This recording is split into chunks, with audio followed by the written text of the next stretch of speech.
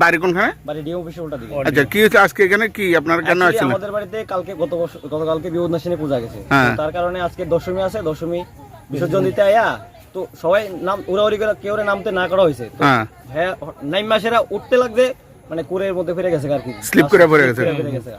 এরপরে আর সামলাইতে পারছে না, তারপরে বাইশায় বলতেছে সবাই দৌড়াদৌড়ি করে দড়ি দিয়ে দাদা টেনে উঠাইছে। ঠিক, ধন্যবাদ। এই দাদা আজকের জন্য হিরো, মানে এই দাদা থাকাতে নাইলে পরে হয়তো বাংলাদেশে 100 হাত মানে জলের তোরে, ধন্যবাদ হেরে আজকের